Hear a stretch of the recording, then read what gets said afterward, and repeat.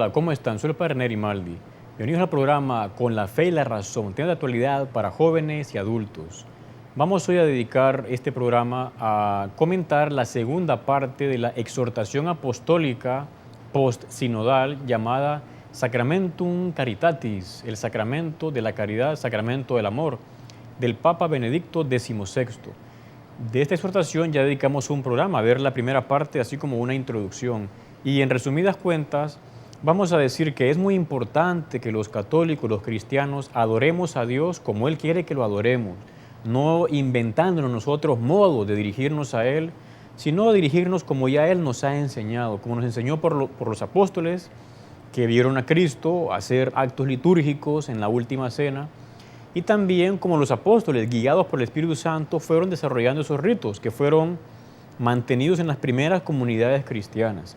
Esto es importante para que si adoramos bien a Dios y lo reconocemos como el supremo creador y Padre nuestro, vamos también a vernos como hermanos entre nosotros y vamos a ayudarnos unos a otros. Por el contrario, si uno comienza a inventar el modo de adorar a Dios, en el fondo lo estamos como manipulando a Él. No lo reconocemos como el supremo, sino que uno se cree el supremo y a la vez ya uno ve a las personas con otros ojos, no con esa disposición de amarlos como Cristo nos ha enseñado. Y decíamos que el Concilio Vaticano II, en los años 60, introdujo unas reformas litúrgicas muy buenas que han servido para que los católicos estemos más cerca de Dios en Eucaristía. Pero desafortunadamente algunas personas, algunos sacerdotes, algunos laicos, abusaron de esas reformas y entonces se generó como una pérdida de lo sagrado, de lo divino, del misterio, de la belleza de Dios en la liturgia. Tanto así que algunos se han ido a otras religiones buscando llenarse, tener más contacto con Dios. Y por esta razón el Papa y los obispos, también ya el Papa Juan Pablo II, habían comenzado un proceso para que los católicos apreciáramos la belleza de la liturgia.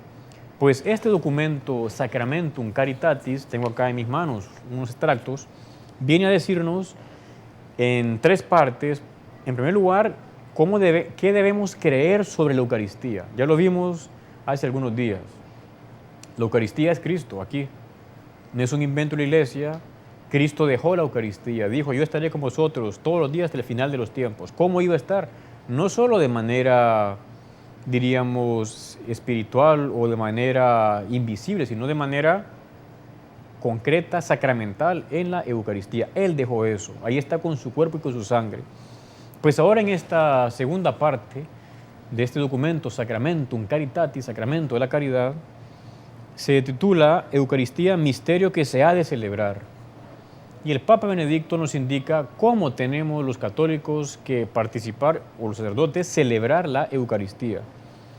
Por una parte recuerda la relación que hay entre lo que creemos y lo que rezamos. En latín se dice lex orandi, lex credendi. La ley del orar debe ser la ley del creer. O sea, que lo que nosotros creemos se manifieste en la liturgia, en cómo celebramos los misterios. Así como uno no se inventa verdades de fe, tampoco uno tiene que inventarse modos de cómo adorar a Dios. Ya eso está establecido por la Iglesia, que está asistida por el Espíritu Santo. Es necesario vivir la Eucaristía como misterio de la fe celebrado auténticamente. O sea, que no caigamos en la trampa de ponernos a inventar, sobre todo los sacerdotes, oraciones o textos litúrgicos, cuando ya están aprobados, unos específicos, por la Santa Sede, que es Dios que nos habla a través de la Iglesia. Luego el Papa dedica un punto muy bonito a hablar de la belleza y la liturgia. De hecho, varias veces aparece la palabra belleza. La liturgia es bella si se vive bien. Y la liturgia nos introduce a la belleza de Dios. Dice el Papa cómo hay una relación entre la liturgia y el esplendor, la belleza de la verdad. Conocemos la verdad de Dios en una liturgia bien vivida. Parece que ya por el año 900 fueron unos de una zona del Imperio Romano de Oriente y entonces fueron a una iglesia católica, se entiende, de rito oriental, y ahí un templo lindísimo, los vitrales, el incienso, una ceremonia. Entonces estos enviados entraron ahí, cuando vieron dijeron, hey, esto es como el cielo, y así es. Una liturgia bien vivida lo hace a uno estar en el cielo.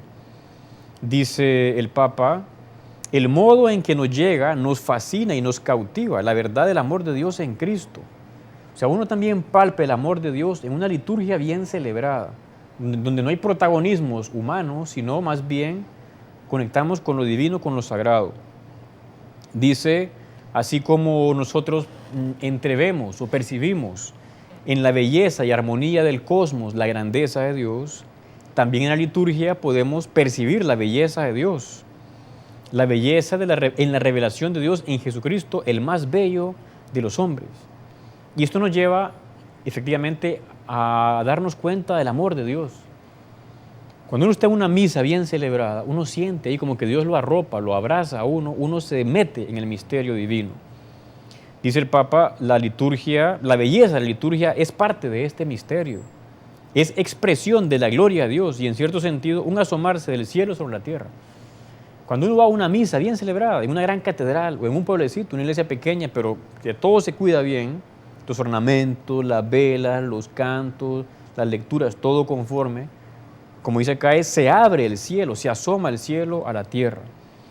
Y en cierta manera es también un reflejo de aquella transfiguración de Jesús. Recuerda cuando Jesús subió al monte Tabor con Pedro, Santiago y Juan, y el Señor se transfiguró, el Señor como que brilló, manifestó toda su belleza, se quedaron como extasiados, asombrados. Pues así es cada misa bien celebrada. Dice el Papa, la belleza no es un elemento decorativo de la acción litúrgica, es más bien un elemento constitutivo, ya que es un atributo de Dios mismo y de su revelación. Qué bonito, el Papa realmente es impresionante. Dice, Dios es bello, es hermoso, es la belleza de Dios. La revelación es bella, es hermosa. La liturgia, bien celebrada, debe ser bella y hermosa. Luego nos recuerda cómo la celebración eucarística es obra del Christus totus, el Cristo total, que es Cristo cabeza y su iglesia. Entonces nosotros nos podemos también unir a Cristo en esa adoración que Él hace a su Padre en la liturgia. Luego nos recuerda cómo la liturgia es esencialmente acción de Dios. Liturgia, si usted recuerda, dijimos en griego, significa obra en favor del pueblo. Esa gran obra la hace Cristo, no nosotros. Por eso la liturgia es obra de Dios, del Dios Cristo. Entonces dice, su fundamento no está sometido a nuestro arbitrio, ni puede ceder a la presión de la moda del momento. O sea que uno no puede introducir cosas propias en la liturgia que ya están aprobadas más bien por la iglesia. No hay que estar inventando, porque la liturgia es acción de Dios, no mía, sino de Dios que me usa a mí. Y recuerda cómo San Pablo en 1 Corintios habla de que él transmite lo que a su vez recibió. Y entonces cuenta lo de la última cena, cómo Cristo tomó el pan, lo partió y dijo, esto es mi cuerpo. Dice, Él no nos transmite su doctrina personal, sino lo que Él a su vez ha recibido. Con esa conciencia en San Pablo de que no se puede jugar con la liturgia, no transmite una opinión personal, sino transmite lo que a su vez Él recibió. Y luego recuerda la relación entre el arte de celebrar y la participación de los fieles, que no deben como contraponerse, o no deben haber problemas. Más bien, el ars celebrandi, el arte de celebrar, es la mejor premisa o base para una participación activa de los fieles. Porque si no, estaría uno como haciendo el ridículo o en una celebración que es mentira. Entonces ahí nadie participa. O sea que si el sacerdote celebra bien la misa, los fieles pueden participar y unirse, meterse en esa dirección hacia Dios. De esta manera, dice, el ars celebrandi, el arte de celebrar, proviene de la obediencia fiel a las normas litúrgicas en su plenitud. Pues es precisamente este modo de celebrar lo que asegura desde 2000 años la vida de fe de todos los creyentes. Hay iglesia hoy, ya han habido santos, porque se han respetado esas normas litúrgicas. Nos toca a nosotros también seguir eso. Creo que una vez ponía el ejemplo, dice alguien, hey, los sacerdotes y los obispos son tan inútiles que no pueden celebrar la misa sin estar viendo ahí un libro, un misal. No es que sean inútiles. Es que seguimos ese misal porque ahí está ordenado cómo hay que adorar a Dios. Es como cuando un piloto se sube a un avión, a un helicóptero, él no comienza a volar, él comienza ahí, o hay un manual y comienza a revisar todos los botones y luego vuela como hay que volar. Y de la torre de control le van diciendo, vuele así, suba aquí, para un lado, más o menos. Porque él tiene que volar como hay que volar, no como a él le dé la gana.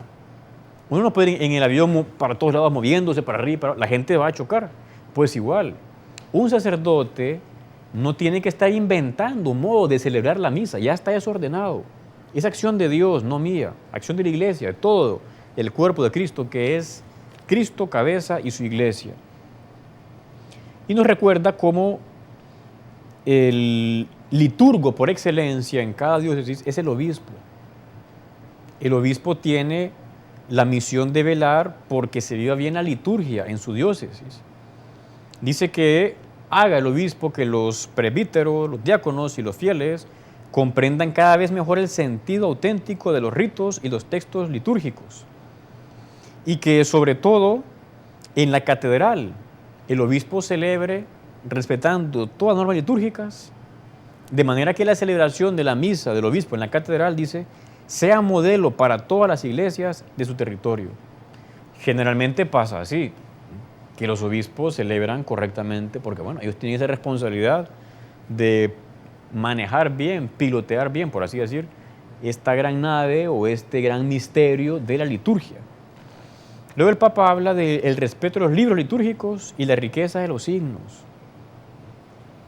O sea, todo esto no es solo para gente rica o iglesias ricas, para todos. Que se respeten las normas litúrgicas, la armonía del rito, los ornamentos litúrgicos, el lugar sagrado. Y hay que dar a conocer a los fieles las riquezas de los libros litúrgicos y las respectivas normas vigentes que están en lo que se llama la ordenación general del misal romano y las lecturas de la misa. Bueno, es un trabajo que hay que hacer, que los fieles católicos vean más la belleza de la liturgia. Luego recuerda todas las formas de lenguaje que hay en la liturgia. La palabra, el canto, los gestos, los silencios, los movimientos del cuerpo, colores de los ornamentos. Todo eso está ya estipulado y eso, si uno lo sigue, hace bella y sobre todo eficaz a la liturgia. Sencillez de los gestos, sobriedad de los ritos, de manera que eso atrae más a la persona, a los fieles, que la artificiosidad de añadiduras inoportunas. A veces los sacerdotes pueden decir, no, es que así voy a conseguir que venga más gente a mi iglesia, si hago más, invento más cosas, o hago más piruetas, no, o sea, porque además así uno no está celebrando y a lo mejor aquello no va a ser de verdad el sacrificio que dirigimos a Cristo. Luego el Papa habla del arte al servicio de la celebración, la arquitectura de las iglesias, los elementos propios del presbiterio que se consigan, altar, crucifijo, tabernáculo, ambón. O sea que todo eso, no sé, en una época se pusieron de moda iglesias que eran como talleres y que uno no sentía ahí como lo divino. O sea, el arte ayuda, la arquitectura, a meternos en Dios. Luego recuerda la pintura, la escultura, la iconografía. El Papa invita a que los seminaristas y también los sacerdotes y los arquitectos conozcan esas grandes obras de arte en materia litúrgica, para que bueno, uno pueda copiarlas o comprarlas o un tal, de manera que haya gusto por la belleza en la liturgia. Dice también cuidar y respetar los ornamentos, la decoración, los vasos sagrados, de manera que fomenten el asombro ante el misterio de Dios y así fortalezcan la fe. No es lo mismo estar en una iglesia bien bonita, bien puesta, aunque sea un lugar, una comunidad pobre, pero que la gente ha aportado, porque lo mejor es para Dios siempre. Casi que la mejor casa o el mejor lugar en una diócesis debería ser la iglesia, bien cuidada, porque de ahí también uno va a salir removido para luego ayudar a los pobres, a la gente necesitada, porque uno de verdad se haya encontrado con Dios. Luego recuerda el Papa el tema del canto, el canto litúrgico, y como San Agustín decía, el hombre nuevo conoce el canto nuevo, y cómo el canto es función de amor, cuestión de amor. Pues resulta que en estos 2000 años que va la iglesia, se han compuesto cantos y una música que son patrimonio de fe y que nos permiten adorar a Dios y que no se ha de perder. Dice, ciertamente no podemos decir que en la liturgia sirva cualquier canto. Claro, o sea, hay cantos que son para discotecas quizás, o cantos que son para un desfile militar. Incluso pueden haber cantos religiosos, pero que no son litúrgicos. O sea, está esa diferencia. Canto profano, civil, canto de algún tema religioso, y luego el canto propiamente litúrgico. Ese es el que sirve. dice el Papa, se ha de evitar la fácil improvisación o la introducción de géneros musicales no respetuosos con el sentido de la liturgia. O sea que, no sé, parece que a veces hay iglesias en las que como que fuera una discoteca casi, o una fiesta así. No, hay cantos alegres, litúrgicos, en español o en latín, que bueno, si están aprobados por la iglesia se pueden usar, si no, ya uno comienza a inventar y no es obra, no es acción de Dios. Luego nos pide el Papa que veamos la relación entre liturgia de la palabra y liturgia eucarística. No hay que verlas como contrapuestas o que uno valore más la de la palabra. La gente a veces dice, no, es que a mí ese padre es muy aburrido, como el sermón de él no me gusta. Bueno, no importa, el padre también tiene que mejorar, por supuesto, pero no solo es el sermón la misa, la homilía. En liturgia de la palabra hay primera lectura, hay salmo, hay segunda lectura, hay evangelio, hay homilía, hay oración de los fieles, hay credo. ¿Y quién inventó todo eso de liturgia de la palabra y liturgia eucarística? Jesucristo. Y eso viene en los evangelios. Si no creen, vaya a revisar. Cristo en la última cena dedicó un buen rato a hablarles a los apóstoles, a darles su palabra, y luego el Señor convirtió el pan en su cuerpo, el vino en su sangre, hizo la Eucaristía. De Cristo viene liturgia de la palabra y liturgia eucarística. A propósito, dice el Papa, hablando de la liturgia de la palabra, que los lectores estén bien instruidos, o sea, que la gente que lea bien, sepa entonar. Cuando se leen en la iglesia la Sagrada Escritura, Dios mismo habla a su pueblo y Cristo presente en su palabra anuncia el Evangelio. O sea, que se transmite bien esa liturgia de la palabra. A veces pueden servir pequeñas municiones que le ayudan a la gente a entender lo que ahí se va a decir.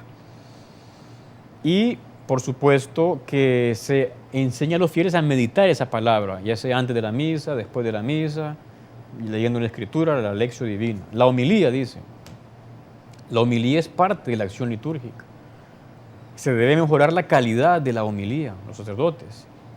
Tenemos que preparar, dice la homilía con esmero, basándose en un conocimiento adecuado de la Sagrada Escritura. Hay que evitar homilías abstractas o genéricas, de modo que la palabra de Dios sea sustento y vigor de la iglesia. Y también la finalidad catequética y exhortativa de la homilía. Bueno, a veces un sacerdote puede equivocarse y comenzar a hablar de temas raros que no son propios de la liturgia. Hay que evitarlo. O en otro documento de la Santa Sede decía, hay laicos que quieren dar homilía a ellos. No, o sea, la homilía da al sacerdote. Aunque a lo mejor no sea tan versado en hablar, pero no importa, él es el ministro auténtico. Dios ahí hablará a las personas y moverá aquellos corazones. Presentación de las ofrendas, nos recuerda cómo ahí nos unimos a Dios, le llevamos toda la creación, ¿verdad?, para que sea transformada. También podemos ahí llevar nuestro dolor, sufrimiento, dice, pero no hacen falta añadiduras superfluas. Porque a veces la gente aprovecha para en el tema de las ofrendas allá comenzar a hacer una serie de cosas que bueno, a lo mejor no son necesarias, son superfluas. La plegaria eucarística. Este es el corazón de la liturgia, la plegaria eucarística. ¿Sabe usted qué es la plegaria eucarística? Plegaria significa oración eucarística. Eso viene desde el siglo I. Después de la homilía, y luego seguían las ofrendas, ¿tal? Entonces el sacerdote comenzaba una oración larga, donde se hacía la consagración y al final decía, por Cristo, con Él, y a ti Dios Padre Omnipotente, y el pueblo respondía diciendo, amén. Ese es el corazón. Entonces, en los misales hay plegarias eucarísticas que hay que usar. No tiene el sacerdote que inventar plegarias eucarísticas. Pero la liturgia no es para que yo me la invente, sino para que yo sea humilde, obediente y siga aquellas que tienen una gran riqueza teológica y espiritual inagotable. Y muchas vienen del siglo II, III, del puro inicio. Recogen esas vivencias cristianas de los primeros siglos, que los fieles las aprecien. Es que están muy largas o esta. No. Todas hay que amarlas. Todas tienen una estructura ya establecida y algún matiz nuevo. Todas tienen, por ejemplo, prefacio, intercesión de los vivos, epíclesis, consagración, anamnesis, ofrecimiento, intercesión para pedir por los difuntos, la doxología final. Es lindísimo. Cuando uno estudia liturgia, ve la grandeza de toda esa enseñanza. El rito de la paz, dice, bueno, muy bueno el rito de la paz. Ahí la gente se une, pero no hay que exagerar, dice el Papa. No se puede, hay que moderar este gesto que puede adquirir expresiones exageradas, provocando cierta confusión precisamente antes de la comunión. Sobre todo hay que dar la paz a los más cercanos, porque si no se hace un revuelto ahí de gente, ¿verdad?, por darse la paz y se olvidan de que viene la comunión, que es lo más importante, cara a uno, recibir ahí a Cristo. ¿Cómo se distribuye la Eucaristía? Bueno, pues ahí están los sacerdotes, los ministros ordenados. Y los que debidamente preparados están autorizados para distribuir la Eucaristía en caso de necesidad real. Porque no siempre hace falta que los ministros de la comunión den la comunión, solo si es necesario, si no, el sacerdote la da, o los sacerdotes que están concelebrando, porque esto es lo más propio. También el Papa recuerda, es importante tener un tiempo de acción de gracias después de la comunión. Decía un evangélico que luego se convirtió, yo fui a una misa católica, la gente recibe a Cristo y luego se van. Cuando uno va a un banquete y está con alguien importante, se queda un rato ahí para agradecer, ¿tá? Pues que también uno se quede después de la misa, unos 3, 5, 10 minutos, agradeciendo ahí de rodillas, en silencio, en la banca, sentado, a Cristo que llega a nuestra alma. Importante la acción de gracias. Luego hay que recordar las disposiciones interiores. Hay que estar en gracia de Dios, sin conciencia de pecado. A veces hay gente que va a la misa nada más, primeras comuniones, bodas, funerales, y comulgan sin saber que deben estar antes confesados. Luego el Papa habla del ite missa es, la despedida final. En latín se dice así, podéis ir en paz. En latín se dice ite missa es, significa ha sido enviada. Entonces nosotros también somos enviados en la misión de hablar de Cristo a los demás. Y luego recuerda la participación activa de los fieles, que los fieles participen activamente en la misa, que no estén como espectadores mudos o extraños, sino metidos, de manera que luego esa misa tenga relación con su vida cotidiana, pero sin hacer cosas raras. El Papa habla que hay que distinguir el papel de los laicos y el sacerdote. Hay tareas que son específicas del sacerdote, que los laicos no pidan hacer cosas que el sacerdote puede hacer. Que uno también viva el ayuno de 1 hora antes de comulgar, la confesión sacramental si es necesaria, que no se pueden hacer misas con los que no son católicos, porque no están en plena comunión con nosotros, con los dice cristianos no católicos. ¿Va? Y también habla de la misa por los medios de comunicación. En condiciones normales dice, no cumple con el precepto dominical. O sea, si alguien está enfermo o es anciano y no puede ir a misa, que la oiga, aunque sea por radio o en televisión. Pero alguien sano no vale, o sea, hay que ir y estar ahí en el misterio.